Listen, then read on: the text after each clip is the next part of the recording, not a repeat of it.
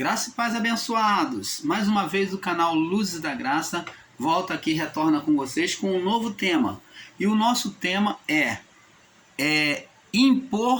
imposição das mãos. A imposição das mãos. O nosso tema é a imposição das mãos. Então, abençoados, vamos estar falando sobre esse tema, fazendo uma pequena série para explicar a alguns irmãos que estão sendo confundidos nos ensinos aí em graça, aonde ensinam que não existe mais a imposição da mão, que ela é um ato desnecessário hoje, que Deus não usa mais a imposição das mãos. Então vamos estar explicando isto dentro da palavra. Vamos fazer cair por terra esses enganos que têm sido levantados em graça, tentando anular o poder de Deus, as manifestações do poder de Deus, como falar em línguas, impor as mãos, cura pelas mãos, né? A profecia, tudo isso, e até a ação do Espírito Santo, né, sobre a vida do homem, eles estão buscando retirar, né? Estão buscando engessar. E nós, o canal Luzes da Graça, vamos estar aqui esclarecendo vocês a verdade do Pai. Então vamos na parte 1 sobre a imposição das mãos. Abençoados, nós trazemos esse estudo a vocês para mostrar a vocês que os ensinos para mostrar a vocês que os ensinos que despreza ou vão contra a imposição de mãos estão indo contrário à determinação de Cristo. Então, nós estamos provando aqui, vamos provar para vocês que esses ensinos que vão contra a imposição de mãos estão indo em contrário à ordenação, à determinação de Cristo. Alguns ensinadores da graça vão contra o ensino da imposição das mãos, julgando que é uma doutrina criada pelo sistema evangélico ou religioso. Então eles alegam, os meus irmãos ensinadores em graça, alegam que essa doutrina ela foi criada pelo sistema religioso, principalmente sistema católico, né, e evangélico. Então, eles alegam isto, que foi criado pelo sistema religioso evangélico, católico. Mas isto não é verdade. Nós vamos estar provando isso dentro da palavra. Mas estão redondamente enganados, pois até os patriarcas já exerciam o estender as mãos para abençoar. Vamos começar vendo agora em Gênesis 48. Vamos ver agora em Gênesis 48, no verso 14. Vamos ver lá no início do Gênesis, aonde os patriarcas já estendiam as mãos, né? Usavam as mãos, o impor as mãos para abençoar, para manifestar um dom de Deus, né? De bênção, de cura, né? Então, os patriarcas já usavam. Então, Gênesis 48, vamos começar por aqui. O irmão Paulo está procurando aqui. Essas páginas da minha Bíblia são muito finas. Gênesis 48, no verso 14 ao 19. Gênesis 48, do verso 14 ao 19. Diz assim: Mas Israel estendeu a sua mão direita,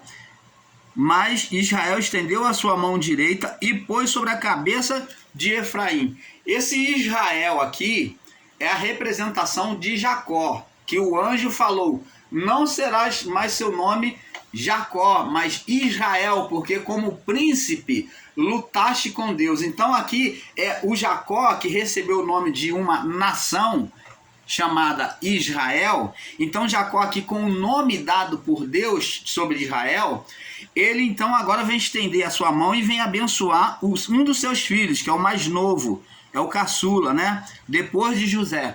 Então ele vem abençoar e pôs a cabeça, estendeu a sua mão direita, e pôs a cabeça de Efraim, que era o menor, o mais novo, e a sua mão esquerda sobre a cabeça de Manassés, dirigindo as suas mãos propositalmente, não obstante Manassés ser o seu primogênito. Então, o que aconteceu? Na hora de Jacó abençoar os seus filhos, ele, ao invés de abençoar o filho mais velho, que era o primogênito, né, que era o Manassés, que era o primogênito, ele cruzou as mãos, a mão direita ele levou sobre Efraim, o seu filho mais novo. Ele fez assim, ó, ele cruzou as mãos. A mão que deveria abençoar o mais velho, ela não foi sobre o mais velho, mas ele cruzou as mãos e abençoou com a mão direita o mais novo. Então ele abençoou o mais novo com a mão direita, que é o braço de força, o braço de destreza. Então a mão direita ela demonstrava a valorização, o poder, a destreza. Então, tanto que a palavra diz aqui que Jesus se assentou do lado, a mão direita do Pai. Então, mostra o valor, a importância que a pessoa tinha diante do Pai. Então, sentar do lado direito ou ser abençoado pela mão direita é de extrema importância, demonstra que aquela pessoa que estava sendo abençoada tinha uma extrema importância para o abençoador. Então, Efraim foi abençoado assim. Ao invés de Jacó abençoar Manassés assim com a mão direita, ele cruzou as mãos e abençoou a Efraim com a mão direita e Manassés com a mão esquerda. Quando Manassés é que deveria receber a mão direita, que era o primogênito. Mas antes foi abençoado com a mão direita quem? Efraim, o filho mais novo. Você está vendo as mãos aqui abençoando, a importância das mãos? Se as mãos não tivessem importância, já começo a questionar por aqui, o canal Luz da Graça já começa a questionar por aqui, por que então Jacó, que o chamado Israel por Deus, por que então ele, ao invés de abençoar Manassés, que era o mais velho, o primogênito, ele não abençoou com a mão direita. Antes, ele abençoou com a mão direita o mais novo, Efraim. Explica para nós, você que despreza a imposição das mãos, você que diz que não tem nenhuma importância. Ah, mas espera aí, tem muito mais aí, muito mais questões para vocês nos responder. Então, por aqui, o irmão Paulo já está mostrando a importância para vocês da imposição das mãos. Tanto que a mão direita, que era a mão de força, a mão da destreza, a mão do valor, do poder, né? A mão direita, naturalmente, na pessoa que é destra, ela é a mão que recebe, a mão que age com mais força, que recebe, que faz o trabalho maior, que dá mais sustentabilidade, habilidade, tudo está na mão direita daquele que é destro. Não naquele que é canhoto, mas naquele que é destro. A destreza mostra o poder das mãos. Você está entendendo, amado? Então, vemos aqui a importância das mãos. Se as mãos não tivessem importância, amado, por que então Jacó mudou a posição das mãos na hora de abençoar o seu filho mais novo? Ele teria que abençoar com a esquerda e não com a direita. Você está vendo aí? É como Abraão também abençoou Isaac. Abraão abençoou Isaac, seu filho.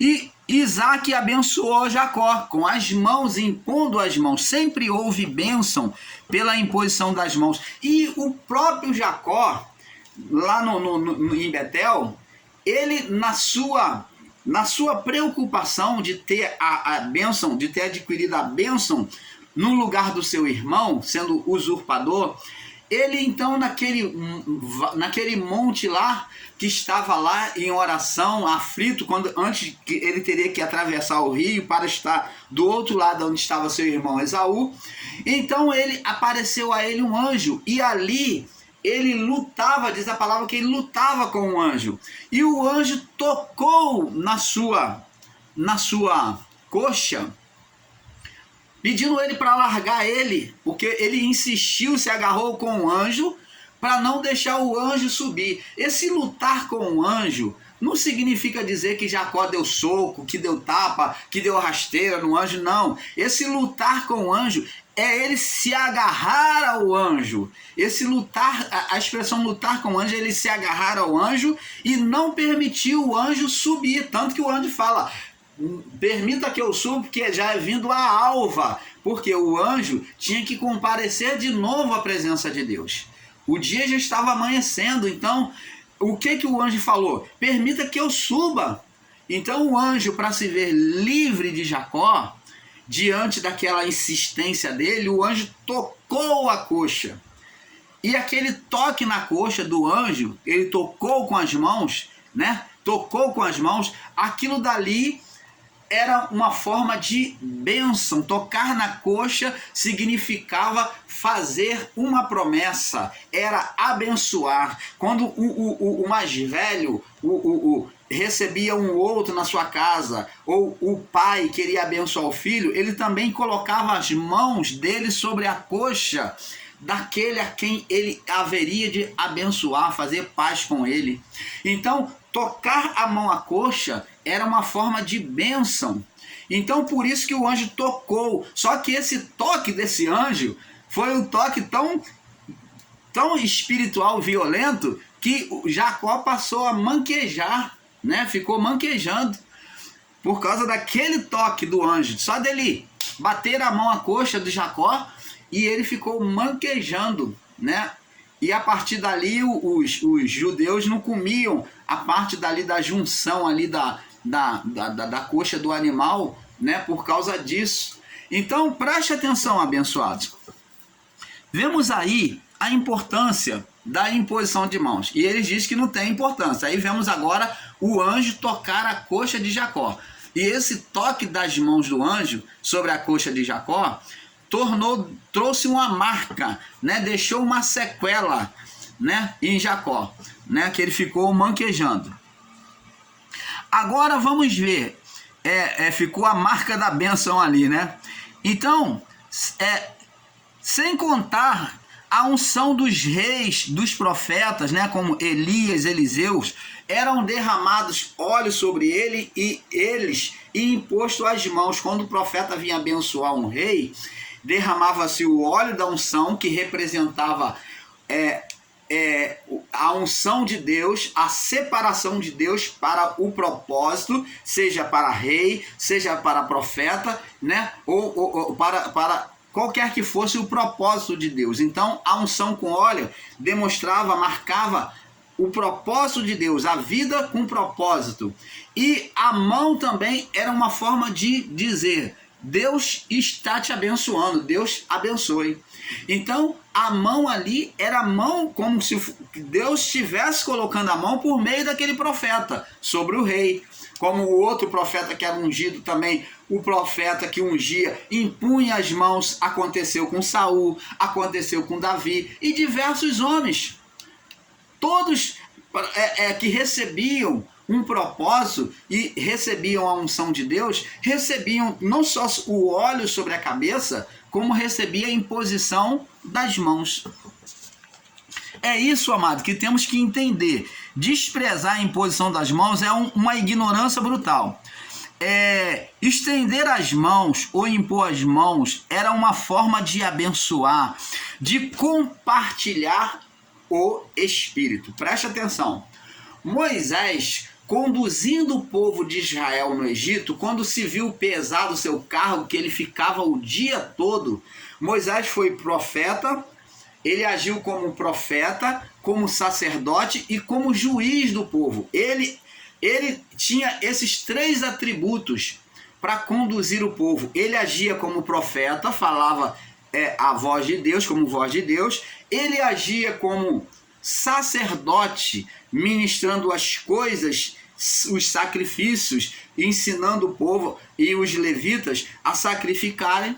E Moisés também agiu como juiz. Ele passava o dia inteiro com aquela fila de gente para resolver as questões das tribos que eram numerosas, das 12 tribos que eram numerosas famílias. Questão entre eles, divisão de terras, brigas, disputa, problema de relacionamento familiar, conjugal. Moisés ouvia o dia inteiro ali aquele povo e aconselhava segundo a direção de Deus. Então Moisés, quando viu que o seu cargo já estava ele já estava tão cansado o dia todo diante daquele sol escaldante, então Moisés falou com seu sogro vendo aquilo, e falou: Moisés, meu servo, por que você não institui juiz, homens que te ajudem nesse encargo? Então Moisés, ouvindo a voz do seu sogro, instituiu 70 juízes sobre Israel.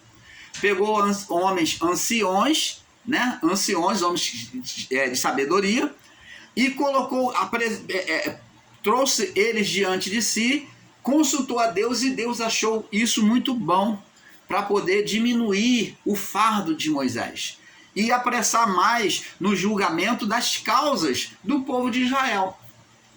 Então o que aconteceu? Moisés, naquele momento, chegou diante deles 70 homens, eles escolheram, e Moisés então impôs as mãos sobre eles, e sobre eles foi compartilhado pelo impor das mãos o espírito do Espírito que estava sobre Moisés. Então Moisés compartilhou do seu espírito, da sua unção, sobre 70 anciões, aonde por meio dessa unção Deus concedia sabedoria e direção e poder. Então esses homens agora tiveram totalmente sabedoria dirigida por Deus para poder saber discernir o certo do errado e ajudar Moisés a fazer juízo, trazer juízo, justiça ao povo, para ouvir aquele povo, para julgar as causas de Israel. Então, abençoado, vemos aqui um espírito compartilhado pelo impor das mãos de Moisés, que Deus mandou ele impor as mãos, apresentar eles, e impor as mãos sobre ele e compartilhar o espírito. Então, vamos com entendimento, mostrando a vocês que o impor das mãos era uma forma de abençoar, quando era por meio de um anjo, quando era por meio de um homem para outro homem, era compartilhado a unção, o poder, a autoridade. Jesus compartilhou essa autoridade aos discípulos quando enviou eles a curar, a expelir demônios. Ele compartilhou, só que Jesus, ele soprou do Espírito sobre eles e disse: recebei o Espírito Santo. Ele compartilhou. Então Jesus soprou, mas quando Jesus impunha as mãos para curar as pessoas, para expulsar demônio, ele compartilhava do que tinha dentro dele, do Espírito. Os discípulos por si mesmos não tinham esse poder. Eles desconheciam este poder de curar, de libertar. Mas pelo sopro, por Jesus ter compartilhado do Espírito, agora eles recebem esse poder para poder impor as mãos e por meio deles, pela compartilhação, agora impondo as mãos, eles iriam compartilhar. Por isso que Jesus disse: vós sois a luz do mundo e vós sois o sal da terra. Então, eles agora tinham que sair e reluzir essa luz, salgar da vida as pessoas, não deixar entrar mais em estado de putrificação. Fala do sal, que era conservador, o sal que traz sabor, que traz tempero. Então, abençoados, é isso que temos que entender. Agora os discípulos, como luz, eles vêm trazer, iluminar outras vidas. Iluminar como luz é compartilhar essa luz interior, quando eles colocavam as mãos sobre alguém, se houvesse espírito maligno, eles logo se retiravam, em nome de Jesus. Se houvesse doenças, enfermidade, eles logo se retiravam, em nome de Jesus. Então, se eles colocassem a mão sobre alguém, então, e profetizassem uma bênção, logo, em nome de Jesus, aquela bênção haveria de acontecer. Você está entendendo, amado? Então, é compartilhação do Espírito, o impor das mãos. Agora, vamos entendendo aqui. Cada um só pode dar o que tem. Cada um só pode dar o que tem. Jesus falou assim, olha, não pode um cego guiar o outro cego, porque ambos cairão no abismo. Como que eu vou dar algo que eu não tenho? Uma certa feita, lá está registrado no livro de Atos, que os homens, vendo os discípulos curarem, expulsarem demônio, e Paulo operar sinais e maravilhas, e até as mulheres pegaram das roupas de Paulo, que elas levavam para lavar, que cuidavam das roupagens de Paulo, ajudando, auxiliando no ministério dele, pegaram da roupagem e levaram aos enfermos, elas, né, levaram aos enfermos, e os enfermos tocavam e eram curados. Então levantaram-se alguns homens, né, que desejaram e ambicionaram esse poder de Paulo por inveja, né? E começaram a querer fazer as mesmas coisas. Então eles botavam as mãos sobre os enfermos e falavam: demônio, em nome de Jesus a quem Paulo prega. Olha só, em nome de Jesus a quem Paulo prega, saia.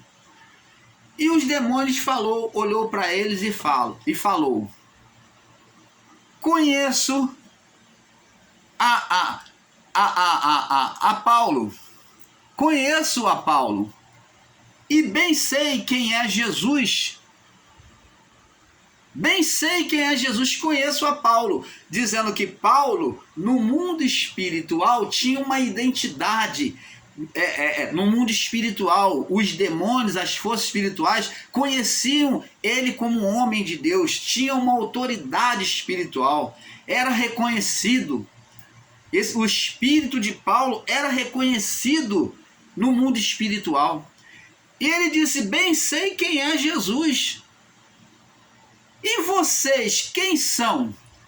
Então eles pularam em cima daqueles homens, rasgaram as suas vestes, unharam eles, né? Morderam, unharam e deixaram ele todo arrebentado, todo rasgado, e eles tiveram que sair correndo. Então esses demônios agiram violentamente contra esses homens. Lembra que Jesus, ao entrar em Gadara, os demônios, quando ele desceu, logo que ele desceu do barco com os discípulos, depois de ter enfrentado aquela tempestade espiritual, provocada por forças espirituais, então quando ele desce na praia, os demônios foram vencidos na praia, e a atitude deles quando chega diante de Jesus é logo se prostrar de joelho. Então os dois demônios possessos naqueles jovens, eles se prostraram e disseram: Jesus, Filho do Deus Altíssimo, que temos nós contigo? O que relação que tem nós contigo? Não tem.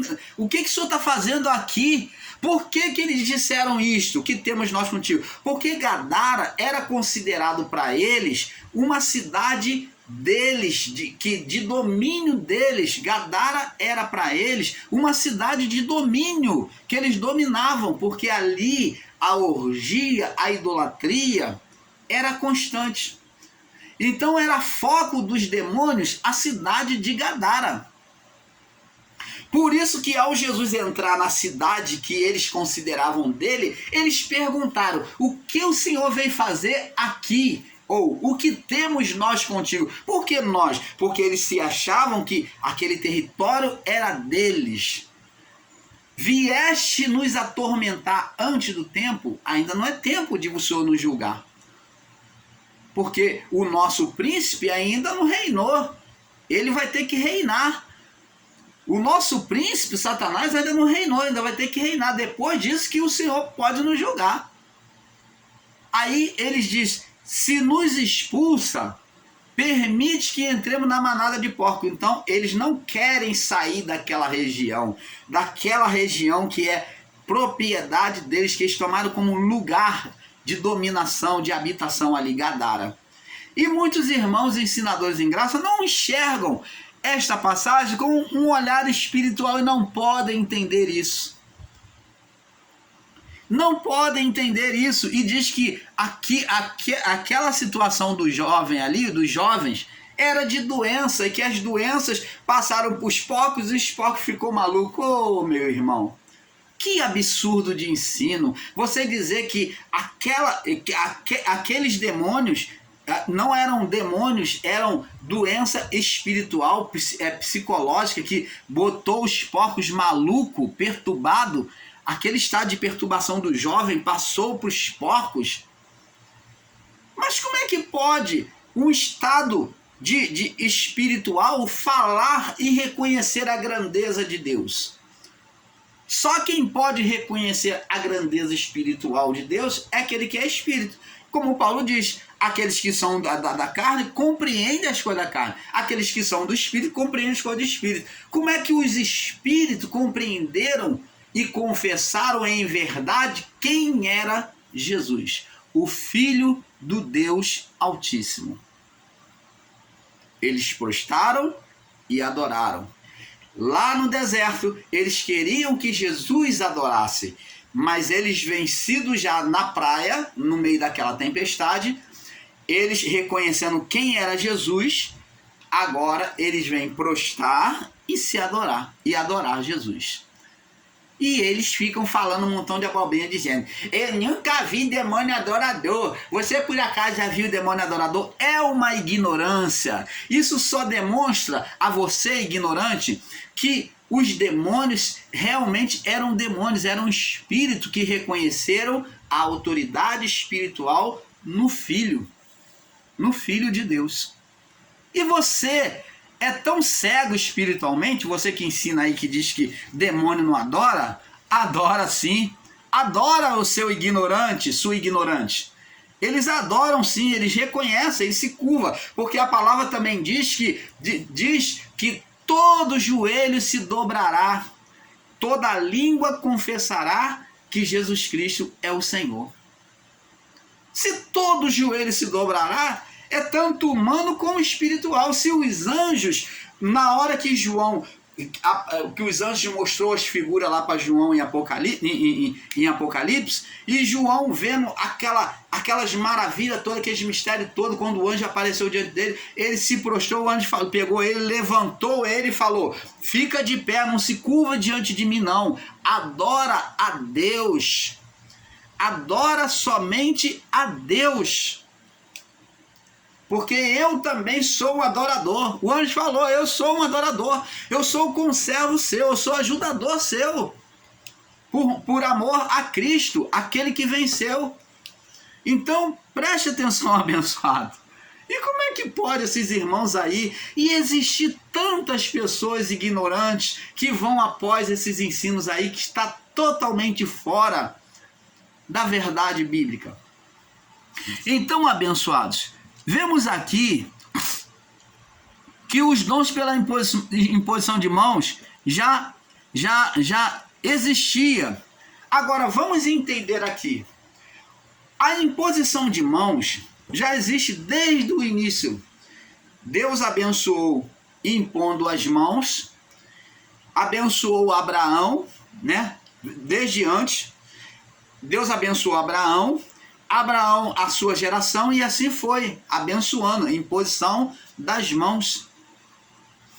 A mão, ela é abençoadora, é por meio das mãos que fazemos as coisas, que conquistamos, que pagamos, que recebemos, por meio da mão que se faz o trabalho braçal, é por meio das mãos. As mãos, ela tem o poder de criar, como Deus formou o homem por meio das mãos. Deus formou o homem por meio das mãos, ele manuseou o barro. e ele soprou. Mas Deus formou o homem por meio das suas mãos. As mãos têm a importância, ela tem o seu valor. Ela abençoa, ela conquista, né? Ela recebe, ela paga o devedor, ela presta serviço, né? Ela constrói, ela destrói. Existem mãos que são abençoadoras e existem mãos que são destruidoras, amaldiçoadoras. Existem mãos que abençoam, existe mão que amaldiçoa. Então, vamos ver tudo isso dentro da palavra. E compreendendo que é pelas mãos que se cria, é que se nasce, é que se mostra a criação, a manifestação, tanto humana como a manifestação de Deus.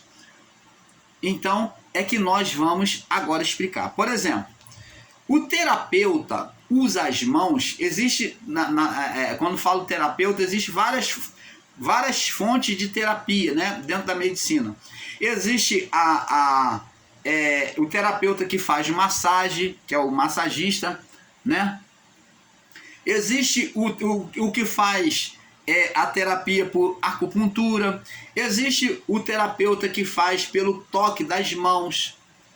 Existe aí em determinada igreja, né, chamada messiânica, e existe religiões que usam as mãos, que eles usam como toque chamam-se o toque de reiki, que é o poder das mãos. Eles canalizam o poder das mãos para curar as pessoas. E eles dão um toque, e a pessoa então que está estressada, ela encontra ali sossego, paz. Ela que estava com dor, ela é curada da sua dor. E muitas das vezes até doenças são deslocadas pela imposição das mãos. Então, se a imposição das mãos fosse mentira, essa imposição das mãos já está escrito lá no livro de Apocalipse, se eu não me engano, ou a igreja de Éfeso ou Tiatira, né, onde existia lá a grande biblioteca lá eles tinham uma fonte de águas térmica, e lá eles faziam a terapia também, a cura pelas mãos. Era a forma que eles tinham de curar. Eles já realizavam cura com água térmica, com sais, já realizava com a imposição das mãos. Eles deitavam lá e os romanos já recebiam aquela cura quando sentia dores no corpo, aquela massagem. Então, eles já exerciam a cura pela imposição das mãos no período romano. No período egípcio já existia também a cura pela imposição das mãos. Então, abençoados, é por causa disso que se trouxeram então as duas serpentes. A serpente a serpente sobre o madeiro, quando houve agora sobre a haste de madeira, ela então passou a ser